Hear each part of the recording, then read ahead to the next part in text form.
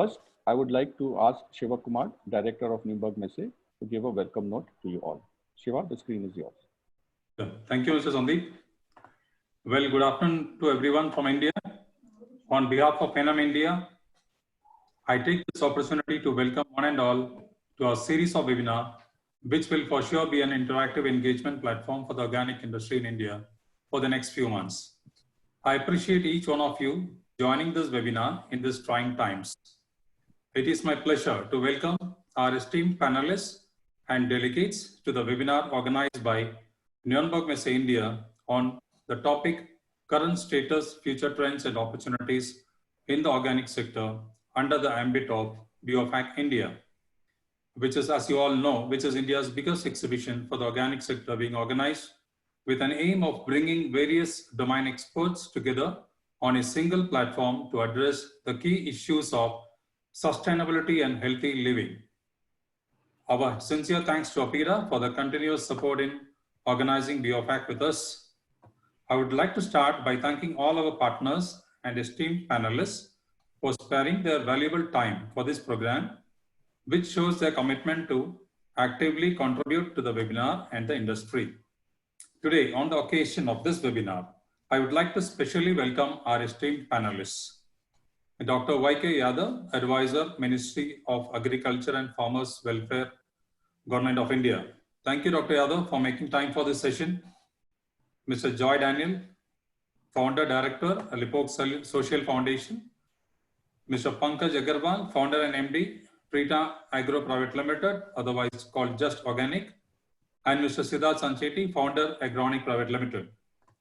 And also a warm welcome to our moderators, Ms. Karin Heinz, Founder, Reporter International Germany, who will obviously she will be joining us from the next session, and Mr. Sudeep Kamath, Board Member, IFOM Asia, for their valuable ideas, knowledge, and time to make this program a successful one. Glad to inform you all that we will have more than 250 delegates attending from across India and other countries today. So once again, welcoming all the delegates for the session and extremely grateful for your continuous support to our BioFac events over the years. I'm sure this webinar will offer all of us unlimited opportunities and knowledge transfer from the stalwarts of the organic industry. To make the program more interactive, we'll be having a poll and question and answer sessions during the session. I also thank our supporting association, ICOVA, the International Competence Center for Organic Agriculture, OFI, the Organic Farming Association of India, the Association of Indian Organic Industry, and also our media partner, Pure and Eco India, for their kind support at the series of webinars. And thank you, everyone. Now I will leave the floor open for the discussions and presentations. Sandeep? Thank you, Shiva Kumar. Please take it over. Yeah, thank you, Shiva Kumar. Thank you. So before we start, I'd like to explain some technical issues on Zoom so that we can have a lively discussion and an interactive session with you. So first, to make sure that the voice quality is as best possible, please ensure that your mics are muted and only the speakers switch on their mics. On your Zoom screen, you will see a chat box and a question and answer box. You can activate that and you can send your comments in the chat box, and please post your questions in the question and answer box. We will select and we will try our best to answer as many questions as we can. If you are not able to do, you can send your questions to the email which is mentioned, which biofac@webinar@nmindia.com, and we will try to get back to you with the email. Also, your feedback is very, very important for us. So we will have a poll in the middle of the webinar, and at the end, you will receive an email with a feedback form. Please fill that in. We will also receive an e-certificate for your participation in this event. This event is being live streamed on YouTube. Ravi, can you please have the link in the chat room? And you can, if you're having some issues about connectivity, you can watch it on YouTube. It's also being recorded and it will be shown later on the YouTube channel of BioFac India, as well as Bio Reporter International. It will be available, the recordings will be available there. Once again, thank you for all of us who have joined a bit later. A good day, good morning for the people in Europe, good afternoon people in India, and good evening people in the Far East. And on the other side of your computers and devices, wherever you are. This is the first part of our organic webinar series, and we are very excited to have you all with us. And now we will introduce you to two experts who will update us in figures and statistics of the Indian organic market. The first person, it's my pleasure and honor to introduce. Actually, he needs no introduction in our Indian organic sector. He's Dr. A.K. Yadav, who's currently the advisor to the Ministry of Agriculture, Central Government of India, and who's been responsible for our standards, for the NCOF. He was founder director. He's also been one of the chief architects of the Northeast Value Addition Scheme, and now very ably keeping the ship of TGS India going very strong. And he's a go-to man for all of us in the industry whenever we have any queries or doubts about standards or about being a scientist himself, even from research. So he wears many, many hats of being a scientist as well as a policymaker. And most importantly, what is very special to all of us, he's truly a friend of the farmer. So Dr. Yadav, the screen is yours. Ravi, can we have Dr. Yadav's presentation, please? Thank you, Sandeep, for giving such an elaborate introduction. I think I'm a person who is contributing my best to the organic world. Good afternoon, everybody. Good afternoon, all the gathering on this wonderful afternoon of this 23rd July. It's my great pleasure to share the latest market statistics with you so that we can carry forward the discussions with the other panelists. Please, next. You may be knowing very well, organic is for change. And now after this pandemic, world will change and we will have a larger space for the organic. World is gradually moving from non-veg towards vegetarian. Among the vegetarians, people are moving towards the organic food. And not only internationally, but domestically in India also, there is a huge surge in the demand for organic. And one interesting thing is that organic initially in the government sector was mainly restricted to the farmers. Now it has come out, it's growing faster, markets, value additions, support schemes, and how the trade and industry can flourish. These are also being looked up to. Next. This is just a brief idea. I think majority of those who are closely connected with the organic, they may be knowing very well. We have almost about 4.23 million hectare area. It is a cultivated total area. Out of that, almost about 2.8 million is the certified area, which is cultivated. It includes both certified under the National Program for Organic Production and also the PGS. You can see NPOP is showing a very big figure, PGS. PGS is just a baby. It has started only about 3 years ago and it's getting strengthened and started walking on its own feet. We have almost about 27 lakh tons of the produced last year, 2.74 million ton you can say. Out of that, pretty good amount has gone to the market as a labeled organic. And as you know, we are having the largest number of organic farmers put together.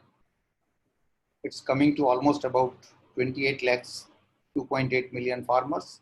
Out of them, 13.25 lakh is in the NPOP and the PGS. And government has envisioned through a policy that in the next 10 years, we will try to bring in almost about 10% of the total cultivable land to organic. That comes to about 14 million, which is at present we have got only 2.8 million. And we are trying to add and putting the policies in place to add another 2.5 million in the next 4 years by the, say, I can say March 2025. Next. This is about the market statistics. Some data are genuine, some data are collected and extrapolated. Total market size, what we have estimated in 2019 is about 8,500 crores, or you can say 85,000 million. Out of that, export is a larger share, more than 50%. Organized markets about roughly around 2,000 crores. Farmer market, which is growing very fast, is about 2,000 to 1,500 crores. And if you see the growth rate, if you leave aside this last year as an exception where last quarter was very bad due to this pandemic, we have seen phenomenal growth, 25, 39, 49% like that. Last year also in terms of the quantity, there was growth. But in terms of the value, there is some slight reduction you can see by the bar graph. And domestic market, it is growing 18 to 25% depending upon the year. And last 3 years, it's about almost about 28%. Next one. These are some of the commodities I have listed, which we have exported to different countries. This is during the 2019 and 20. You can say processed foods have taken the first place. Otherwise, it was mainly the oil seeds which was coming up. Now, cereals and millet, sugar, spices, tea, fruit products are also coming, dry fruits, medicinal herbal plants. Next. These are the export destinations. They are, you can say, more or less remain unchanged: USA, EU, Canada, and others. Figures are there which shows the growth in terms of the positive or in terms of the negative. Interesting thing is with USA, which shows the positive in terms of the quantity, but negative in terms of the value, because some low value products have been exported too much. Next. Now, this is what exactly I wanted to share. In world, there is a larger market for fruits and vegetables, followed by the dairy, meat, fish, poultry products. And then comes the others. India is normally reflecting within this small segment of others, which constitutes hardly about 12%. Whatever we produce, whatever we certify, and whatever we trade, it is only in this small segment. We need to diversify. I think our industry leaders, even the state governments and the other people, they need to create the demand for other products other than what we are doing. We are nowhere in fresh fruits, we are nowhere in dairy products, we are nowhere in meat and fish and frozen and processed products. Next. This is about the domestic industry. It's growing very fast. We have some figures. It's almost about 25 to 28%. It is growing. Informal marketing channels are taking roots in even the smaller tier 2 or tier 3 cities. Direct to consumers is becoming, even we have made some survey very recently during this pandemic.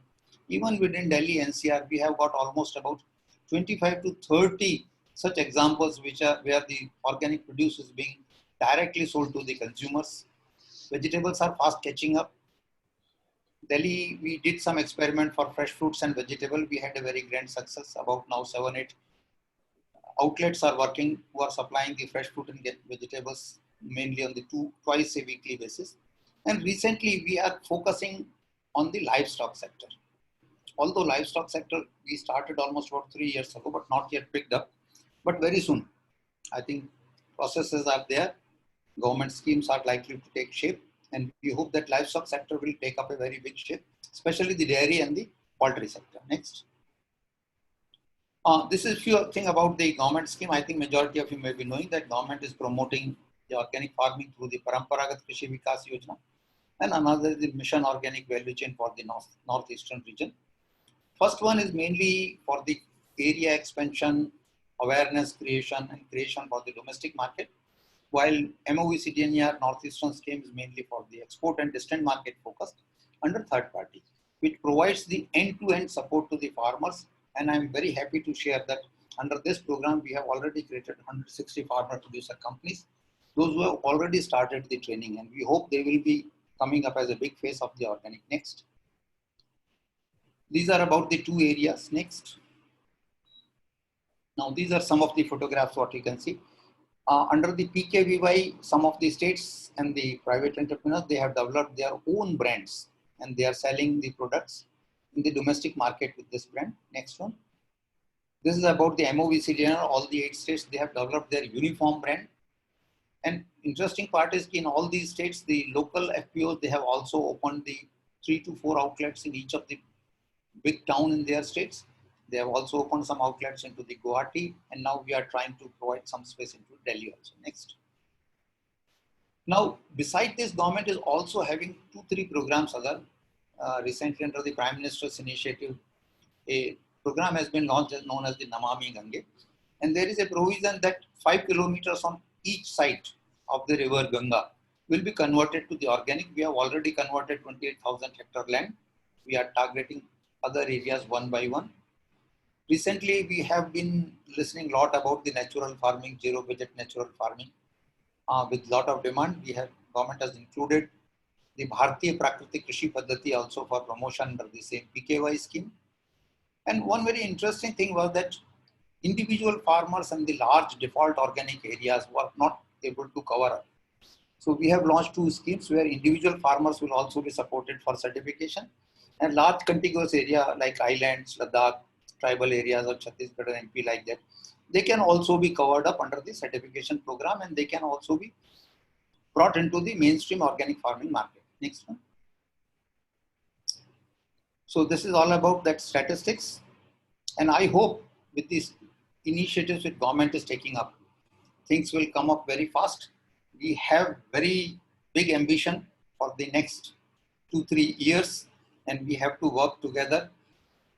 Farmer will be joining if there is a demand. Farmer will be joining if there is a good incentive. Farmer will be joining if there is a good premium for the premium produce. Thank you very much. Thank you very much, Dr. Yadav. Very, very informative presentation as always. And I have many questions for you, and panelists also some questions are pouring in. So we will wait for the questions for a little while. Before that, I would like to introduce our next expert, Mr. Joy Daniel, a colleague in the moment as well as a good friend. And Joy's logo in life is a mission in life. There is joy in development, you know, and he comes with a very varied, more than a decade's experience working with international development agencies. He's worked with the GIZ in the Mekong Delta. He's worked with the United Nations Development Project in Thailand, in Indonesia.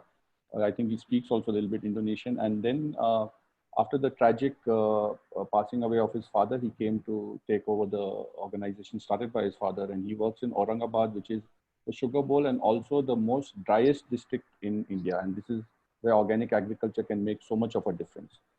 He's also one of the rare people who's a second generation organic. You know, his father, Dr. Alexander Daniel, was very well known. He's worked with Dr. Yadav on the standards, Indian standards. He also set up the Civil Society PGS, which Joy is a founder member of, as well as which was the precursor for the PGS India. So Joy, the screen is yours. Thank you so much, Sandeep, for the lofty introduction. And thank you, Dr. Yadav, for that wonderful presentation, bringing the foundation to this presentation that come. Yeah, thank you. Thank you, Ravi. Yeah. Now, we heard about the certified organic area and the scenario related to the certified organic products in the markets. Now, what I'm going to talk about is the non-certified organic area. Now, just to a recap of what is the area under organic certification, we heard that there are 2.3 million hectares of cultivated area, which is certified by the third-party certification agencies accredited to APIDA. And then there are another 1.37 million hectares of forest land that is certified for NTFP collection, for wild harvest collection. Besides these third-party certified areas, we also have PGS certified, participatory guarantee system certified lands amounting to about 0.6 million hectares that is administered, this PGS system administered by National Center for Organic Farming. In terms of our global status, we rank globally 9th in terms of area under certification. But when it comes to the number of certified organic farmers, we have the largest number of organic certified farmers, primarily because we have a large number of small and marginal farmers. But if you look at the products that are certified, you will notice that most of these products come from irrigated certified areas. For example, the vegetables, the fruits, and even the cereals, the rice, wheat, and so on. And also caters to a very niche market. For example, the basmati rice. For example, the fruits too, walnuts, for instance. So we are missing out probably on some areas and some products. That's where I am getting it into gradually. Next, please. So when we think about agriculture in India, generally this scene comes to our land. Vast areas of land, generally with wheat or rice or some kind of staple crops. But then agriculture can also be in the foothills of the mountains, where a tribal woman is harvesting millets. It could be in the fringes of a forest, where tribals are harvesting the forest produce, NTFP. Or it could be in arid zones where the rainfalls are 300 millimeter or even less per year. They're growing millets. Subsistence farming is being practiced there. Next, please. But when it comes to our certified lands, we are focusing more on these 140 million hectares of net zone area. That is that gray area where the arrow is pointing to. And a fraction of that is certified as organic. And a fraction of this forest, 70 million hectares of forest, is certified as organic. But there is scope for much more. Next, please. We have this permanent grazing land, and we also have these groves, the sacred groves, and small forest areas where where trees of not much commercial importance is grown. Now, let's look at these areas in particular. Even within the irrigated area, the zone area, what is the net irrigated area and arid area? In the forest, how much are we covering? And also in the groves. Let's look at this in the next slide, please. So we have about 140 million hectares of land, a cultivated area. In that, in the whole country, we have 67 million hectares as irrigated area. Some form of irrigation, we get the majority of the certified organic produce. But then we have a rainfed area of 72 million hectares. And within this 72 million hectares, we have 32 million hectares in hot, arid zones where the rainfall is far less than 300 millimeter. The deserts of Rajasthan, the Kutch area of Gujarat, then there are some arid areas in Andhra Pradesh and Karnataka. Then we have the cold arid areas, the 7 million hectares in Ladakh and the Spiti area of Himachal Pradesh. Then let's look at our forest cover. We have sacred groves of India, which the Indians are very familiar with. Near communities, they preserve certain kind of forests ranging from few hectares to hundreds of hectares. And this type of sacred groves are there all around the country, from north to the south and from Gujarat to the northeastern tip of the northeastern part of India. Around the country, we have about 3 million hectares of sacred groves. Then we have intense forests in the northeast region. With only 8% of the land in India, the northeast area region has about 25% of the forest. If you look at Mizoram, they have 85% of the land under forests. Arunachal Pradesh, 79%, Meghalaya, 76%. Manipur and Nagaland, 75% of the area is covered by forests. Next, please. Now, let's look at the fertilizer, the chemical fertilizer and pesticide use in these areas, the forests, the arid regions, and the northeast region. Now, Ladakh has less than 25% of the national average of chemical usage per hectare. And added to that, only a fraction of the area in Ladakh is under agriculture. Most part of Ladakh region is not cultivated because of the harsh climatic conditions. And some blocks in Ladakh have zero demand for both for chemical fertilizers and pesticides. Even when chemical pesticides are used, it is a fraction of the usage elsewhere. It's just 96 milligram per hectare. The northeastern states, the Nagaland, Arunachal Pradesh, Tripura, Meghalaya, and Sikkim have zero or very negligible use. Just for an example, as per the latest Nagaland Organic Agriculture Policy under development, it states that the average usage of chemical fertilizers in Nagaland is just 1.5 kilogram per hectare. That's how much less it is. Then in the arid regions, it's also less than the national average. It's 1/3 of the national average in the hot arid regions. And there's zero use of chemicals in the forest regions. 70 million hectares of forests we have in our country, and there's zero use of chemical fertilizers or pesticides there. So this presents for us an opportunity for organic certification. Now, if you look at that, we have about 30 million hectares of arid lands. hot arid lands where the chemical fertilizer and pesticide usage is 1/3 or even less than the national average. Then we have 3 million hectares of sacred groves which can be certified as organic. It is all over the country having various kinds of NTFP produce. Then we have 25 million hectares. Remember, we have about 70 million hectares of forests around the country. If you bar the national parks and the reserved forests, we still have 25 million hectares of land.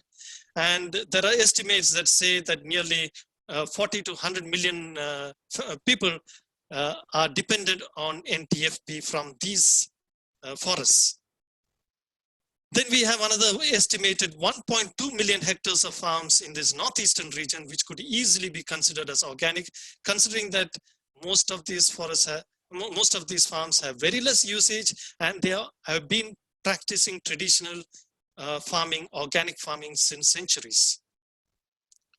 Now, if these areas of the hot arid regions, the fringes of the forest, the groves, and the northeast regions are brought in the ambit of certified organic products, then we bring in a wide array of products into the niche market, both in the domestic and in the export markets.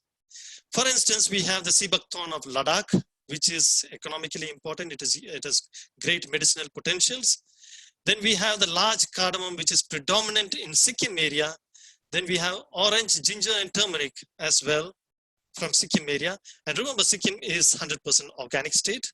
Then we have pineapple and pineapples in Meghalaya and Nagaland. They are bigger, tastier, and organic in nature. And they can surely find niche markets in India and out of the country. Naga chili is considered the hottest chili in the world. And it is 100% organic. It is only grown organic. Soya bean, elsewhere in the world, it's hard to find organically grown soya bean. But in Nagaland, it's organically grown. Organic livestock, for instance, piggery. Piggery is one of the main forms of livelihood for many of the tribals in Nagaland, Mizoram, Meghalaya. They are all managed organic. Poultry is another. Then sticky rice and black rice and red rice is very common in the Northeast region, and they have high demand in the Southeast Asian region and Far East Asian region. Sticky rice is a staple food in those regions. Now they could be available in abundance in organic farm in the Northeast region. They only have to be certified as organic. The same with tea in Nagaland and Tripura. We have smallholders growing tea and also processing tea. Medicinal herbs, which can be from NTFP from forests and sacred groves all around the country. So to sum it up, we have a large potential to bring a large area under the organic scenario, certified scenario. And by doing so, we bring about improved livelihood for the tribals, for the subsistence farmers, and for those whose livelihoods depend on NTFP. Thank you so much. And welcome any questions from all of you. Thank you. Thank you, Joy. Thank you very much for that very, very informative presentation. So my first question, which I'll just try to get a couple of questions into our experts before we move into the next part of the program. And the first is, there's multiple questions. We have Gurli from the Philippines as well asking about what is the source of all this information? Dr. Yadav, you first, and Joy then later. What is the source of all the data for your presentation? And how they can get the same? First thing is the source of majority of the data is either from the EPIDA StressNet and also the PGS website. We are also getting the information from the states. We also compile those figures also. All these figures of like PGS is available from the PGS website. It is in public domain. And the EPIDA data is not published on annual basis. It is available on the EPIDA website. Thank you, Dr. Yadav. Joy? Yeah, the same here. Besides what Dr. Yadav has mentioned, there is also a statistics for agriculture maintained by the Ministry of Planning. That statistics was also helpful. Oh, thank you. Thank you so much, Joy. Thank you, Dr. Yadav. One more question, sir, from Raja Banerjee, one of our pioneers, is what steps the government is doing to get the domestic market slightly higher so that we can build our exports further than this? What is the government doing for the domestic market? Sorry, what are the What are the steps the government is doing for the domestic organic market? Oh, basically when we started the PGS, this was mainly for the domestic market. That was the first big step. After that, actually, we are continuously pursuing with the state governments to congregate the farmers into the clusters, concentrated clusters, and then helping them to create a marketing chain with the nearby cities and the towns. Many states have developed, I have shown in the presentation also, some of the brands also. And now with the help, gradually the market linkages are being developed. We are also through this PKY scheme, we are also supporting the state governments for creation of the brand building, creation of some value addition infrastructure. Some support structures is also available. And for organic, EPIDA is also giving certain financial assistance to create the value addition infrastructure. Thank you. Thank you very much, Dr. Yadav. So before we move to the next part, we will have a short video to show the BioFarc India, a small glimpse of the BioFarc India. I'll have a quick poll after that, and then we will move to our speakers, Siddharth and Pankaj after that. So Raviji, can we have the video, please?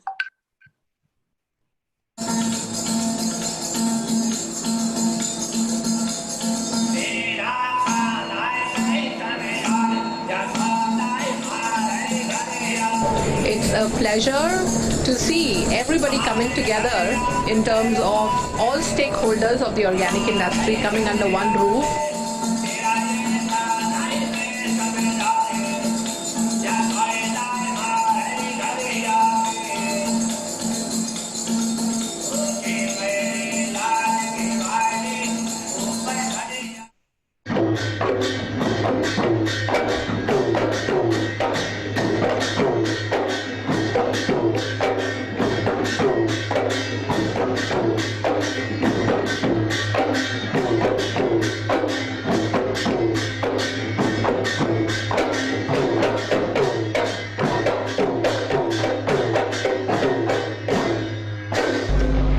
Organic agriculture is good for the earth. We know that. It's good for our environment.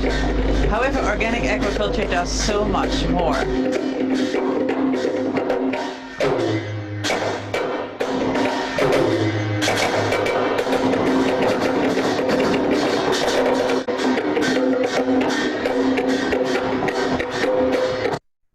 Thank you, Raviji.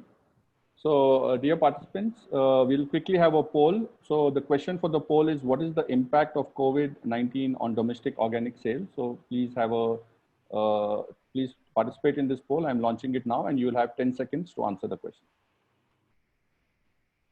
The poll is launched now.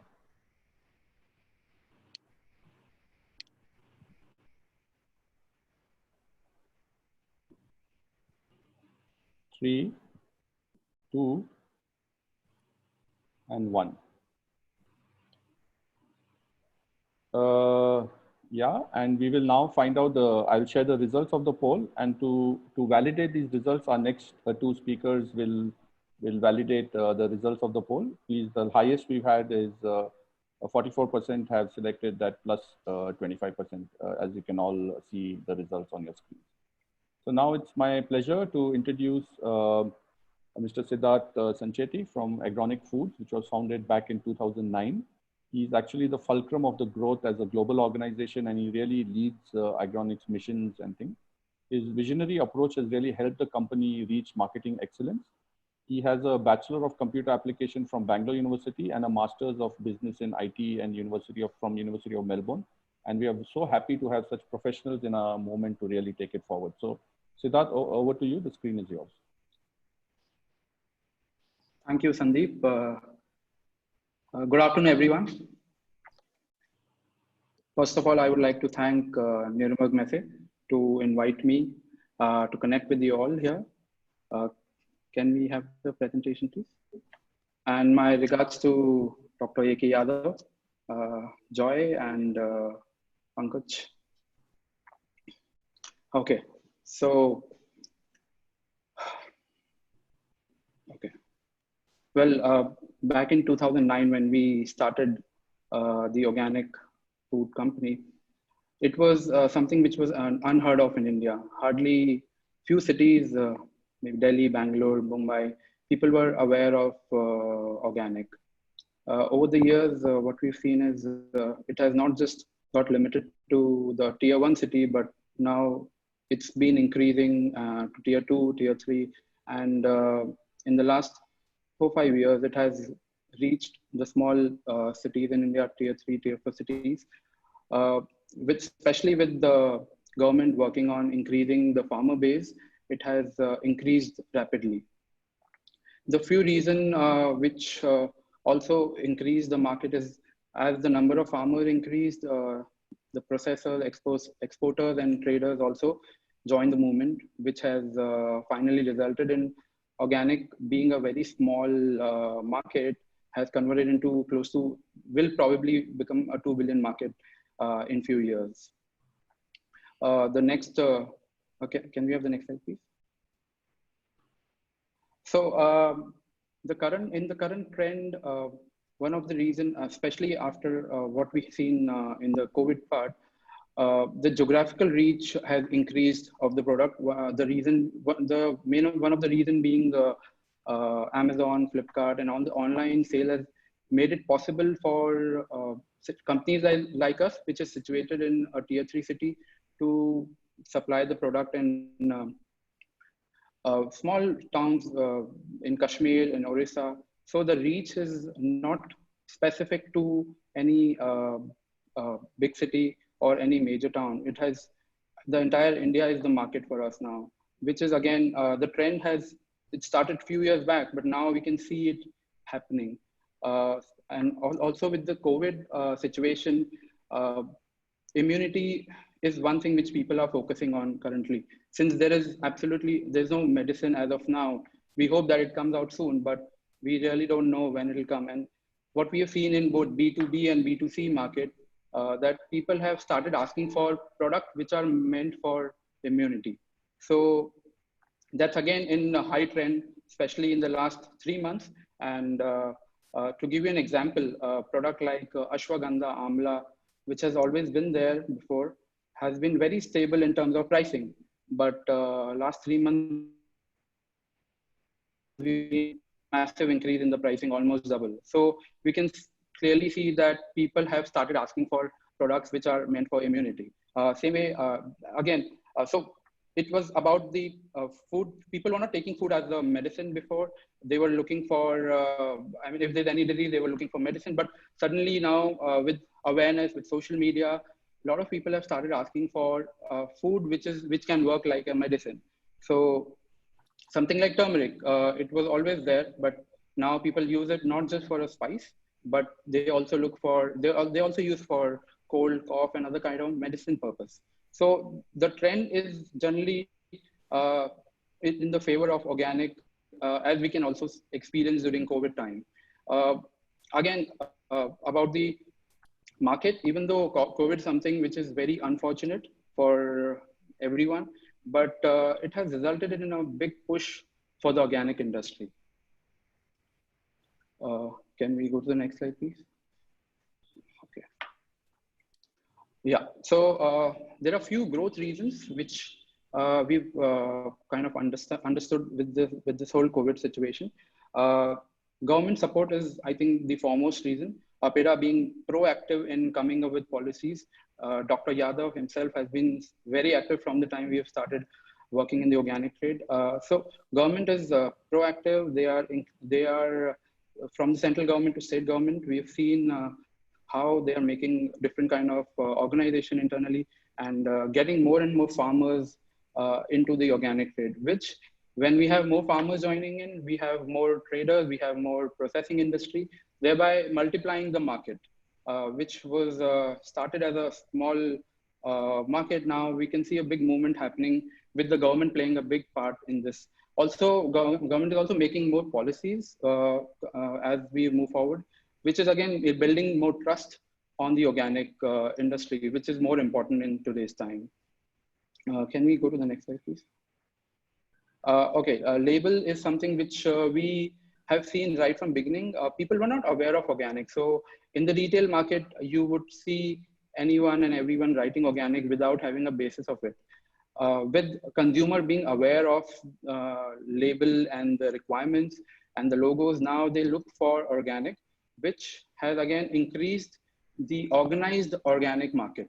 So now people can't just go, any company just cannot write organic unless it is certified through a third-party agency or something which is again directed through APEDA. So with the high awareness on labels, customers have also started having more trust on the organic product. Again, one of the other reasons for this growth, we see it as the increase in fitness. As you see, more and more people are getting aware of the fitness and beauty. So we see a lot of people talking about food in their day-to-day life. Plus, also people are also becoming conscious on the cosmetic part. So the whole growth is basically because of various reasons, and this is also one of that reason. So yes, about the future trend, especially after COVID, things have massively changed. Organic industry was at, the graph was going higher, but with COVID, what we've seen is not just in India, we work in about 22 countries as on date, and everywhere people have started asking for more and more. Initially, we thought it to be more of hoarding, the people are buying more, but what we have realized now that the demand in itself has increased massively. And so in future, we see a few different trends. One of that is veganism. Now people have started understanding how non-vegetarian meat in general is not good for health. So they've started asking for plant-based products. So it's an alternate to the meat. So that is again one of the trend. Then in cosmetics, people have started looking for alternate options, which is more natural. So that again will help us in increasing the sales of neem, ashwagandha, tulsi, moringa, which is again used for cosmetic industry. So future trend will be a lot different. We have come to stage 1 in the last few years. Now I think it will be more on the processed food side, wherein people will make different blends and use the product in a different way. So cosmetic industry is again one of the part where we see it will be a bigger trend going forward. Can we go to the next slide, please? Okay, as I talk about immunity boosting products before, so we always had this organic turmeric latte before in our product line, but again, we've seen last 3 months, it has given a massive boost to it. So I feel with COVID, and again, there'll be similar diseases if in the future, I think people will look forward to immunity-based products, which will again a future trend. Now it's just started, but for every cluster of the product, there'll be more on the immunity boosting powers. Then plant-based nutraceutical is again something which has started, but now I think it will catch up in India. People have started understanding the proteins, the omega, which has always been there, but the awareness was low. So with whole social media, awareness is increasing. The paying capacity of Indian consumer is increasing. So, and with education is also on the rise. I think the overall the nutraceutical market will also be a part of the organic trade. Yes, and when the whole organic trade started in India, the organized retail 5 years back, people started consuming the basic products like pulses and spices, rice. What we see now is consumers are more hello. Yeah, what we see is consumers are more open to try different flavors. They're open to try different kind of products. So going forward, we believe that the brands also will come up with multiple options of a product. They'll do more trials. They'll make different variants of the product. So even in the same category, a consumer will have options of different prototypes. So that wasn't there before, but now because the consumer base is increasing, so we'll see more variant of the same product going forward. Well, there's a big opportunity out there. As as we all have experienced, that food was the only industry which worked in COVID time. So, and even in that, organic food was something which was in a higher demand. So there is a massive room for everyone. I think all of us put together all the brands in the organized retail. We wouldn't have reached more than 1 or 2% of the entire population in India. We have about 98% population which is untouched. So we believe there is a massive opportunity for everyone, for anyone who wants to start now. If they come up with high quality product, some sort of persistence, and some innovation, if they start now, even now, I think they can excel, they can go to a bigger heights. You just have to start now. I think it's a great time to be in, because the demand and supply gap is huge. Yes. Thank you.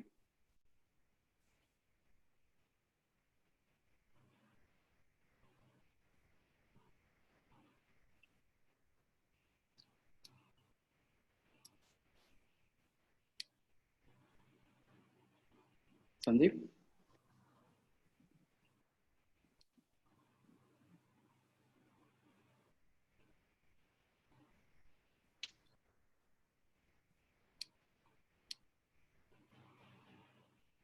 What happened? Some problem? Yeah, sorry guys, I was on mute. Thank you very much, Siddharth, for the very, very informative presentation. I was on mute. Sorry to the audience for that. Our next speaker is Pankaj Agarwal, and he, with Richa, started Just Organic in 2013 from the basement of his house. In very few short years, they've got 2 offices in Delhi, a state-of-the-art processing unit in Rudrapur in Uttarakhand. Most of his products are purchased from the farmers of Uttarakhand, and we have some questions in the box. I will come to you with that later, Pankaj. They market a wide variety of nearly in all the categories: pulses, millets, cereals, spices, sweeteners, oil and tea, among others. All of them are certified with India Organic, USDA and EU Organic standards. And they are available in nearly all the shops, most of the shops, big popular marketing trade outlets like hypermarkets and bazaars as well. Even WH Smith, which I've not seen, which I will look out for next, Pankaj. So the screen is yours, Pankaj. Can we have your presentation, please? Ravi, could you start that? Sure. Thank you so much, Sudeep. And a very good afternoon to everyone. I also want to wish you a very happy Haryali Teej, which is a very widely celebrated festival in North India, primarily by the female. And this is basically to welcome the greenery all around, because of the monsoon. And that is very apt for today's webinar as well. So basically speaking about the organic opportunities and the market trend, a lot of it was also sort of addressed by Siddharth, but I would take, a couple of minutes to explain that what is it that we are looking at. Yeah, so this is the Indian food retail basket. So we are looking at a market size of around 400 billion US dollars. And if I were to convert it in Indian rupees, I would not be very good at it. This is the size of the market we are looking at. And if you really look at it, we are looking at dry fruit grocery, which is almost 25%, more than 25%, and fresh, what Dr. Yadav was also talking about, which is the 60%, which is $60 billion market, which is close to 15% of the overall. So fresh, milk and dairy, processed food, perishable, everything, all put together 400 billion. Next. Now, if we look at the organic market within this Indian food retail basket, we are a tiny dot. It is 0.1% of the overall food retail basket. And that is where the whole target and the opportunity lies. And the main reason of this 0.1% is the addressable market, the addressable categories that probably we are not addressing. So basically what is happening all around, and we are seeing it as a trend in last few years, that there is a new category that is coming up, which is basically a better for me category. And better of me category is somewhere in between the complete basket and the organic basket. Now, if we look at this particular better for me category, so it is, for example, a cold pressed juice versus a non-caffeine and a non-caffeine tea versus a normal packaged juice. we are talking about a millet-based snacks versus the fried snacks. We look at the dairy market, we are looking at A2 cow milk versus a buffalo milk. We talk about fresh from the farm, chemical-free, ethically grown, microgreens kind of vegetables. We look at the fresh. We are looking at high curcumin, turmeric, and cinnamon versus cassia. You know, all those things which basically define to a consumer, this is better for me to consume. And if we were to go after this particular opportunity, the size of the market in the organic already expands. Now, if you really look at this particular small dent here, it basically shows also the spend of the market in the organic and the better for me category. And this is where the, as Dr. Yadav was also talking about in his presentation, that this is one of the area for the expansion, which is around the beverages, the livestock and the processed food. A lot of it has been or is being addressed in the dry fruit and the fresh. Fresh becomes another area. So this is the size of the market that we are looking at. Next. Now, yeah, next. I just picked up this picture from early 2020 newspaper, which talked about the market trend that they were expecting to see in 2020. Now we look at that, the market trends are very clear. They were talking about that vegetarianism, and within vegetarianism, the vegan is going to gain more traction. Organic is going to gain more traction, and probiotic food and sugar free. So sugar anyways is being treated like the white killer, white poison and whatnot. So those were the food trend before the COVID scare started in the globe. So these were the things. Next. Now, if we really look at the today's food trend, while we are still going through this pandemic, there are few things that are coming up again and again, every presentation, every webinar, every person you talk to, there are few things that you get to hear. One is, and foremost, is immunity boosting food. So what are those foods that we should be consuming that boost your immunity? A source verified and a source certified product. So basically knowing about that, what is the source of this particular product. And I think that because this is because of the reason that the whole pandemic started from a food source, and hence people are very aware that what is the food, and they want to know that where this food is coming from. Gluten-free continues to rule the world, and gluten is now a big block for the people to shift towards something which is gluten-free. And of course, a vegetarianism diet. So it is not vegan per se, but today we are already seeing a major shift from non-vegetarian food to a vegetarian food. Next. Now, if we look at these two trends, what was expected to happen in 2020 and what we are seeing right now, it is easy to say that what is going to be a trend moving forward. I wouldn't want to comment whether we are going to go over the pandemic now or after 6 months or after a year, but I think from short to medium term, the things are changing. We are already in a new normal, and the things are going to be according to that new normal. And if we look at the food trends, there are certain trends that would not change. Number one, where the food comes from, the source verified. Whether the food is coming, for example, for a US consumer, it is coming from Turkey, it is coming from India, or it is coming from China. So I think that has become very, very important for every consumer to try and understand that where the food is coming from. Second, a very, very big shift towards the organic. People are moving towards organic, and I will talk about it a little more. This is based on the personal experience, and this is based on the queries that we are receiving, that people are actually moving towards organic. Gluten-free continues to be the order of the day. A lot of people are moving towards gluten-free foods. And very, very importantly, the traditional food. What is local, what is traditional, what is being eaten, what belongs to their own ethical, traditional standards. That is the kind of food that the people want to eat. Next. I also wanted to show a very, small, this analysis. This was something that I put together, 2-3 years back, but I think this is exactly follows following the curve of the adaptation.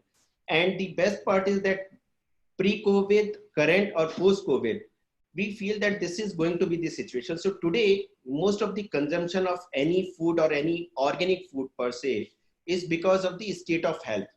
And we have to look at a very, very big opportunity that is lying beneath. And that is the opportunity that is now coming up to the surface, which is more related to the behavior. And why behavior is changing? Because of the COVID. So COVID is changing our behavior, and that is where this whole opportunity around the organic food, which is again still related to a state of health, but now a future expected state of health, this is coming. So this used to be the first and the foremost, which was on the physiological side of the needs hierarchy, if we go through that, and then, coming to the nutritionist recommended, which was on the safety part. So I think we are already migrating from the first step to the second step of the need hierarchy, which is now more connected. And this is specifically for India. If we talk about the European nations, or if we talk about the Western world, they have already moved to, third or the fourth step, and some of them already in the fifth step. But for India, we were struggling at the first step, and now we are moving towards the second step, which is around the safety. Next. Now, the good news is that when we talk about all of this and we want to consolidate and reconcile all these information, organic is the common factor. And that is the good news, which means that we talk about a source verified, organic comes in. We have a beautiful TraceNet system where exactly we know that where the food is coming from, even the farm and the farmer. And that only organic can provide at this point in time. There are many, many efforts that are happening all around the world to make sure that they provide the traceability, but organic has been providing this traceability for last 15 years. We talk about the better for me kind of range, and every time you talk about a better for me product, for example, a millet versus a wheat, we already know that most of the millet is being grown in the rain-fed area where the quotient of spraying the chemicals and the other pesticides, etc., is very, very less. It is in the wild area, in the tribal area, in the rain-fed area, and hence the migration from non-organic to organic becomes very easy. So the common factor becomes organic, and organic a lot of times in being taken as a synonymous to the whole story around better for me food, story around the source verified food, story around the millet based food, and story around the gluten free. So all the value added thing, organic becomes a factor. And hence my contention is that organic becomes a hygiene factor rather than a product. So organic is no longer a product, it becomes a hygiene factor. So you should have organic, and then we talk about that what kind of products within that organic. So organic becomes a hygiene factor. Now what we have seen in the last 4 months, as a company, our customer care line is busy answering FAQs on organic. And the reason what we have analyzed is that most of these callers, most of these emails that we have received are the first time organic buyers. From metros, from smaller cities, these are the first time buyers, and hence the questions are as per those expectations. So for example, we are getting the questions like, oh my God, the dal that you sent was so ugly looking. Is it premium? You sell it at this price. We expected a very premium dal, and now this is so ugly looking. So you already know that the people are moving towards organic because someone and somehow they know that organic is going to help them out in this pandemic. But they are still not aware that what to expect when they go for organic. The sales is busy answering queries on franchises. So we are getting a lot of queries on opening their own organic store. Someone doesn't want to work anymore. Someone has a lot of free time available. Someone has lost his existing business, maybe in the travel agency, maybe in the hospitality, and they want to. So even the event management companies, we are getting the queries. We are getting the queries from the travel companies. We are getting the queries from the hotels, etc. Each one of them wants to get into an organic business somehow. That already shows a very, very positive trend. And then operations is busy in finding out ways to reduce the cost. So having said all of this, and the opportunity size may be so tremendous, but it is also a fact that there is a big difference between the conventional and the organic product when we come to the pricing. And this difference somehow needs to be bridged at some point in time. And all of us as the whole industry, and when I say industry, it is not only the brands, it is the industry, it is the retailers, it is the manufacturer, it is the farmer. All of us will have to come together and make sure that how do we reduce this gap between the conventional and the organic, so that a lot of people who are sitting at the fence and wants to jump over to the organic, they are able to do it, they are ready to do it. So from the end node perspective, to my very positive belief, it seems to be the inflection point that the whole industry has been waiting for, you know, where we are only contributing to 0.1% of the overall food basket in India, 0.5% to the overall global market in organic. I think we have a huge production which we can and we should take advantage of and move from 0.1 to 1 and 1 to 10%. Organic is the favorite. Pricing and branding becomes very, very important because the consumers still are only trusting on what they see. We are still in the business of selling trust, and we should be spending a lot of time in educating the consumer. I think that is going to be the key, so that the queries that we are getting from these consumers, the first time consumers, those queries, convert them as an organic consumer forever, and this should not only be a one-time experiment. So with this, with this, I invite all of you to go for an internal makeover, build your immunity organically. Thank you. Thank you. Thank you so much, Pankajji, for that. Very, very informative. And thank you all the speakers and panelists for being on time. So now we move to the most interactive part of our program. It's the questions and answers. We have many, many from you. Some of them have already been answered by Dr. Yadav online, as well as some of the other panelists. So I will just, over the next 20 minutes or so, go over some of the questions which have been unanswered and some which have come in our chat rooms and also in the mailbox. First question to you, Dr. Yadav. In this Atmanirbhar Bharat Make in India scheme, what is the government planning for our organic sector? You know, it's a bit premature to talk at this moment. Plannings are going on. Surprises there in the store. Wait for just about a month's time. Thank you. Thank you. We look very much forward to that. Yes. Something big is going to happen. Yes. Oh, thank you. Yeah, we'll be waiting for that news. Watch this space. Be in touch with Biofarc India. We will be one of the first people to share this information with you. Joy, can we have the state kind of breakup by state-wise? Which states are leading? Which states have a area for opportunity? Can you please share some of the data of the organic state-wise, please? Joy, you're on mute. Yeah, this data will be with APIDA, but my rough estimate is Madhya Pradesh and Uttar Pradesh would be leading the way, and followed by Maharashtra. That is my rough estimate, but I cannot tell the exact figures. Yes, it is Madhya Pradesh, Maharashtra, then your Gujarat, Rajasthan, and then Gujarat. And which states have the most opportunities, sir? Other than the Northeast, we know, which other states are being? Maharashtra, Rajasthan, and Gujarat have got the best opportunities. Karnataka is well organized. Okay, thank you so much for that.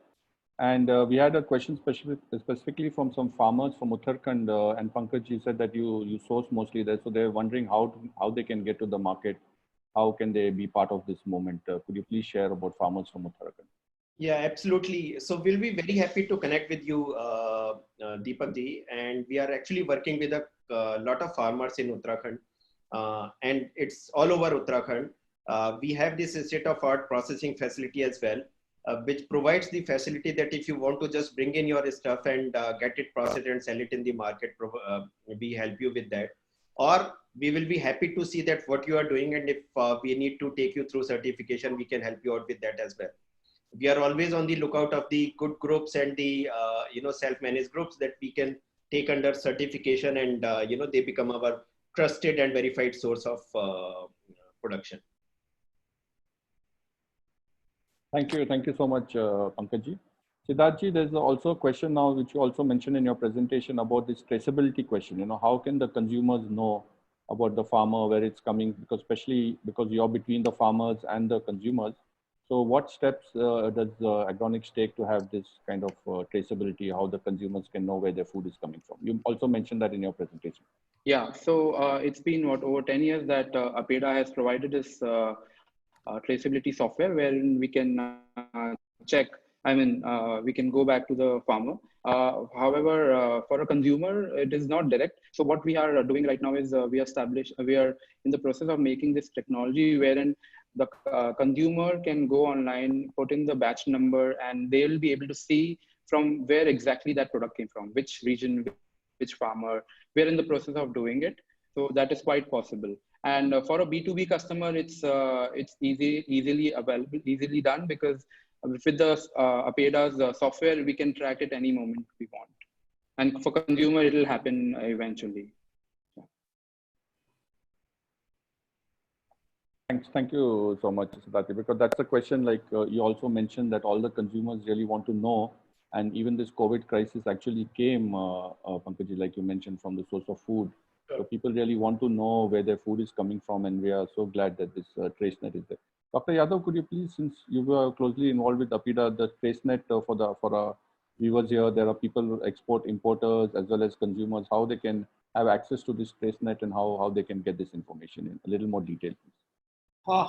Actually, what happens, TraceNet basically provides the last end connectivity. For a consumer, every transaction certificate, if you have access to the transaction certificate or scope certificate, there is a QR code. With the QR code, you can get the verification.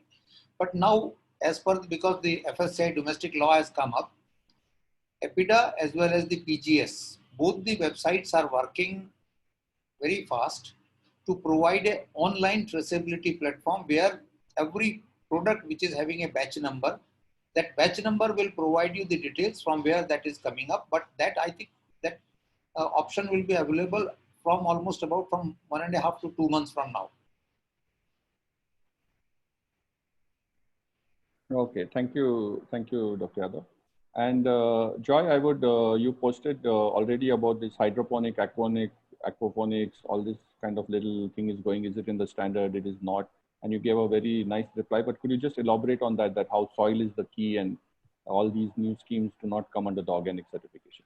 Yeah, by the IFOM definition of organic agriculture is a system that takes care of the soil ecosystems and the people. So by that definition, hydroponics doesn't come under the framework of organic agriculture. Though it may be chemically free, it doesn't fall under the definition of organic agriculture. Also, Dr. Yadavji, please correct me that it's not in the organic standard, that you cannot get certified if you're hydroponic or First thing is there is a fundamental principle of organic. It has to be grown to the natural environment using the complex biological properties of the soil. Wherever there is no soil, it will not qualify for organic. Yeah, thank you very much for the clarity on that, because we see a lot of schemes organically, hydroponically grown, even here in Bangalore, and that's what I'm always trying to educate the next question, both to Pankajji and Siddharthji, and that, anybody can go first. Is the question about the cost, because also organic is seemed as too expensive, and what can, how do you manage to keep that expectation from the consumer to have it at affordable cost? Now, after post-COVID, many people have lost their jobs, and still, make the farmers get a fair price, and your supply chain, you have big units, state-of-the-art processing units, which are not cheap. So how some thoughts on this cost benefit ratio for the customers, and what do you see in the market going ahead? Yeah, this question is a permanent pinned question, any of the forums we speak, and, this is one of the questions that also haunts us, and it haunts every person in the whole value chain. The answer is not simple. And in fact, if there were answer to this particular question, we would have been very happy to have a 10-fold increase in the market size. The biggest problem is that, this is like a chicken and egg story, where unless there is a pull from the market, there is no reason for the retailers, which is the main go-to market, or which are the main touch point for any consumer, to bring the expectation down from what they have right now, because they have a limited shelf space available. with the onset of this online thing, obviously the requirement of the shelf space or the importance is reducing, but still 98% of the sales is being done through the offline marketplace. So from their perspective, unless we reach to a situation where a lot of pull from the market starts coming in, we are not going to see a significant decrease in the margin expectation in the whole distribution channel. The only way to, at this point in time, to reduce the cost is to work together as the whole industry. And that's what I also mentioned some time back, that when we talk about industry, it is not limited to the manufacturer or the brand, because we have to make money and we have to feed all the employees and support this state of our processing unit as well. So it is basically the farmer, the manufacturer, the distributor, and most importantly, the retailer. All of us have to work together and find out and maybe put together some charter that this is the kind of margin, this is the kind of profit that each one of us can make. That is one. Second is basically related to this, that how do we ensure that the size of the market increases? Now, the size of the market increases when we start educating the people. So this is the most opportune time where we are seeing a lot of consumers now getting inquisitive about organic, that how do I consume organic? But because, as you rightly said, that a lot of jobs will be lost, a lot of money pressure will be there. Now, those people should not just make it as an experiment. It should become a overall habit. Organic should become a habit. Now, to also support it, we should also consider the fact that when we talk about organic, not in the all category, but some of the categories, the real price of the category of the product is the one that the organic is offering. So for example, you talk about turmeric. Now a turmeric which is organically grown and organically produced and processed, probably the quantity that you need for that turmeric is less than the quantity that you need for a conventional turmeric. We also know for a fact that the adulteration is so rampant that when you talk about a conventionally produced turmeric, the chances are that it is not 100% turmeric. There could be some further adulteration. So the real cost or the real price of the turmeric is what you are already paying. The cost of a conventional turmeric in all likelihood may not be the same one as you are paying, from a consumer perspective.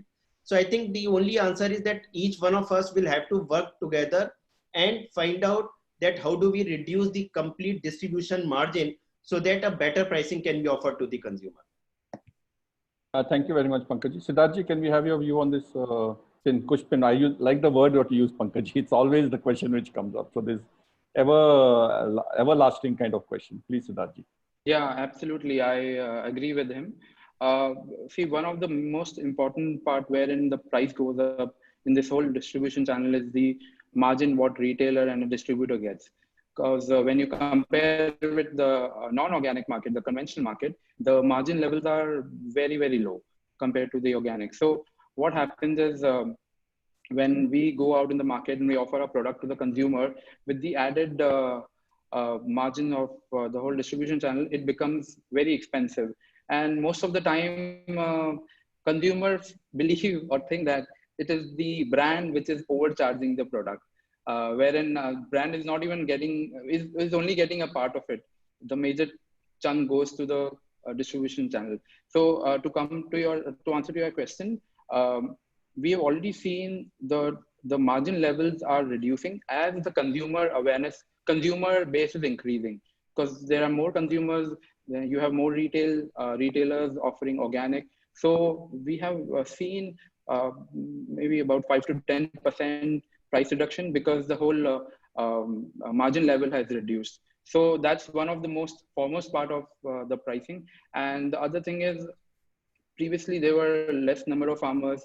The infrastructure wasn't that great with the interiors in India. Now with the number of farmers have increased, we have more supply. So something like turmeric, as he gave the example, turmeric in today's time, and a lot of times actually we have noticed the price of organic and conventional is similar in the market. A lot of times we've seen that. So there are commodities which are which are being consumed in a bigger quantity. And we've seen the difference, the price comparison between organic and conventional of those products have reduced. So I think as the consumer base increases, the margin level will go down, and that's how the pricing will reduce in the market. Thank you so much, Siddharth, for that. Yes, I agree with that. I've seen also in Europe, like things like milk and carrots, there's no real difference so much between organic and conventional. So as our consumption goes up domestically also, it's a chicken and egg.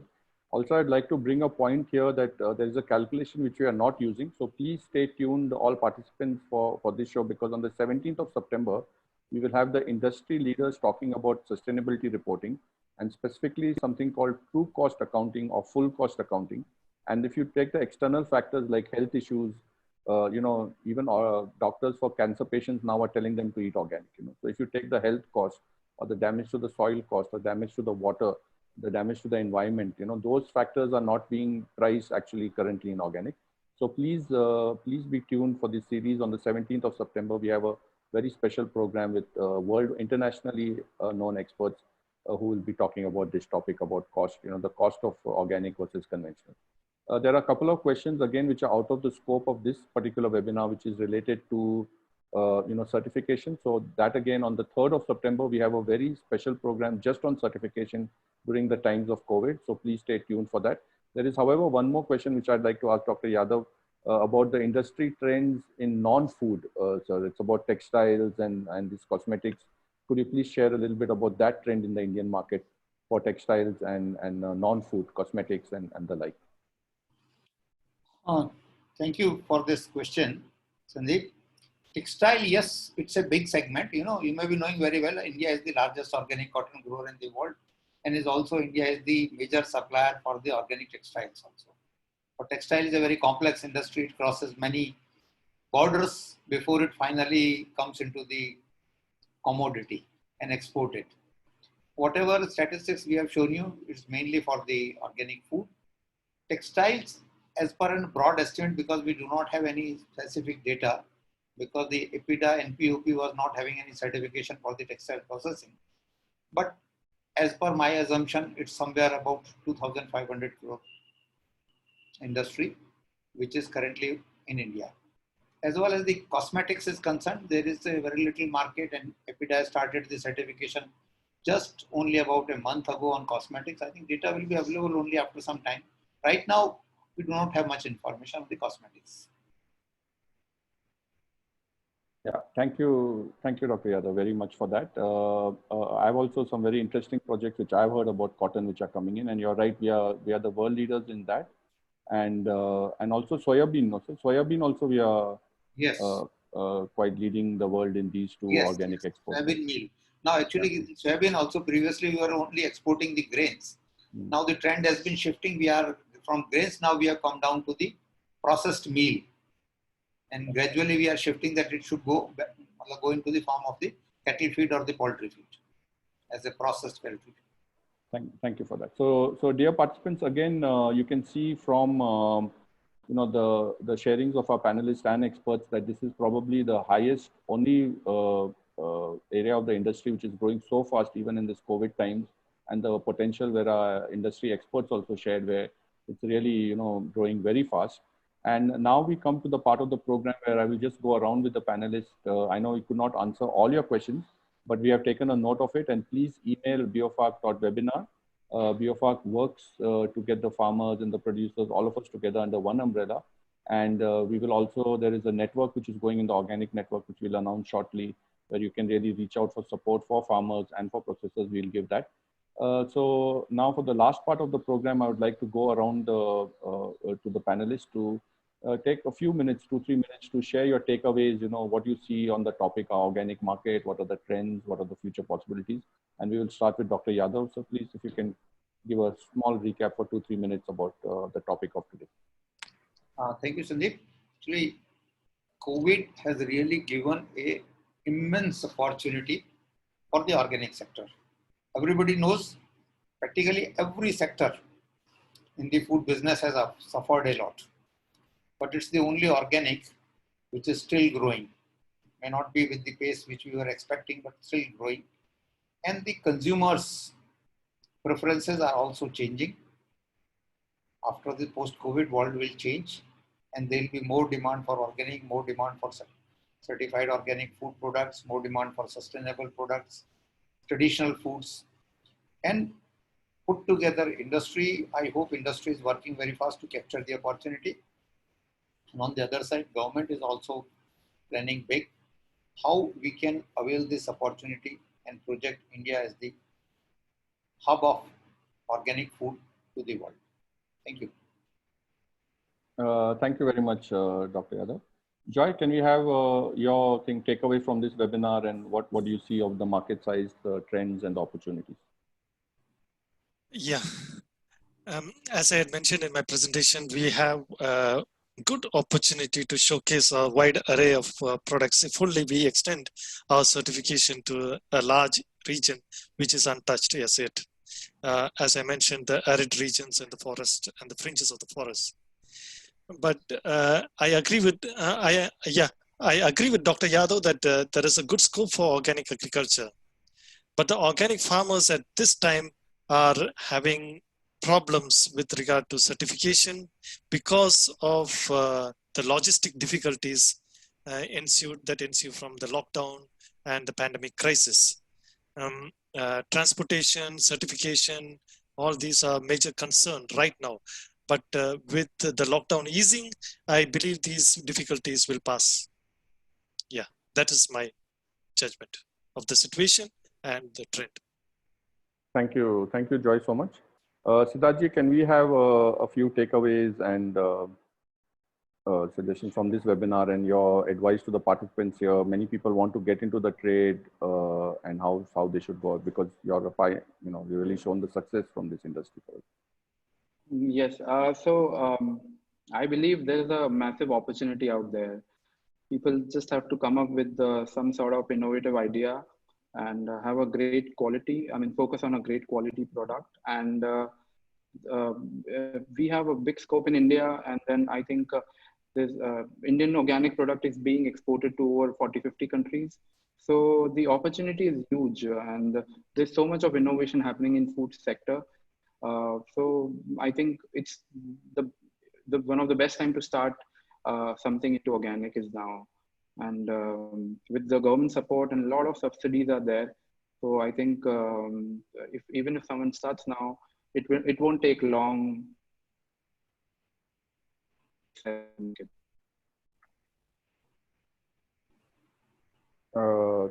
you so much, Siddharthji. Pankaj, can we have your viewpoint? I think the whole story is not for just organic, it is for organic, the growth story, and that is the good part. My suggestion is only that, when we talk about organic, there are not only two stakeholders, farmer or the manufacturer. The value chain has a lot of actors, the logistic companies, the storage companies, the processing companies, the retailers, the distributor, all of it. And I think there is a huge opportunity at this point in time to get into the specialized organic trade, which is not only limited to just farming or branding. Because every time we hear about organic, the person comes up with the idea that, okay, I want to pack my dal in my own brand and I want to sell it. So I think this is the time to explore the opportunities, look at the value additions, look at the different points in the value chain, and decide your place, what you are good at and where you can add value. And this is the most opportune time. This is the inflection point for the whole industry. All the best.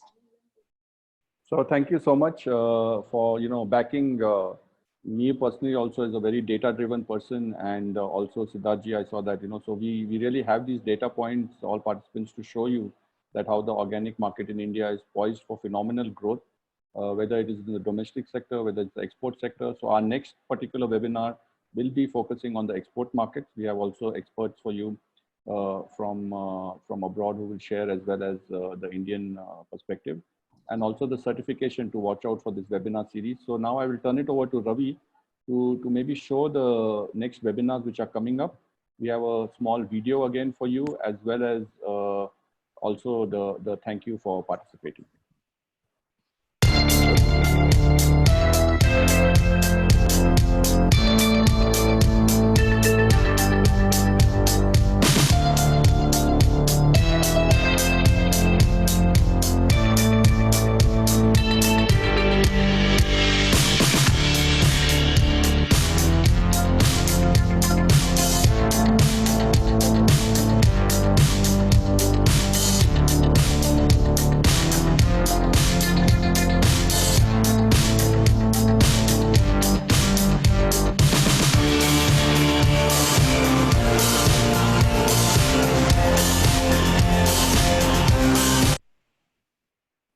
Thank you, dear participants, for taking part. Also, please, you will receive an email from us. So please fill in the feedback form so we can make these webinars better. Certificates for those participants who want certificates are available as well. And the email address for any queries is biofarc.webinar@nm-india.com. And with over to that, Shiva, you want to say some last words? And Ravi, can you have the thank you thing on the background as well? And Shiva Kumar, would you like to say something? I mean, in fact, it was very insightful. Thank you for all the panelists for sharing such a wonderful information to the audience as well as us. So hope to continue this webinar series for the next 2 more months. Looking forward to see you all again. Thank you. Thank you very much. Thank you. So thank you. It was a pleasure. Yeah. Thank you, Joy. Thank you, Dr. Yadav. Thank you, Pankaj. Thank you, Siddharth. And please, everybody come back 2 weeks from now, where we have our next webinar, and the topic will be the international organic market, the status for exports from India, future trends and opportunities. And at the same time, at 2:30, 2 weeks from now, we will see you back again. So thank you all. And Ravi, you can please keep that thank you thing up there for everybody. We can have it in full screen, please. So you have, Ravi, can you have it in full screen? So you have the Biofarc India website. You can visit there to find out about all the webinars as well as other opportunities and the topic of the next webinar coming up. Thank you once again, all participants. Thank you, all panelists, and hope to see you in 2 weeks' time. Yeah, thank you.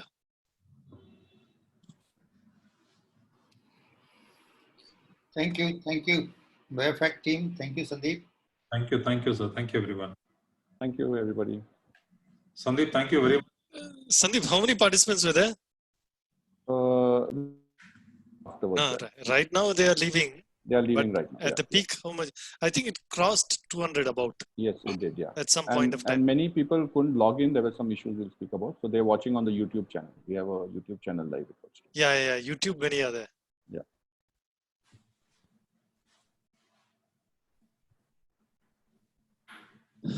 Okay. So bye, everybody. Okay, see you. See you, Dr. Yadav. Good to see you like this. Thank you. Okay. See you, Sandeep.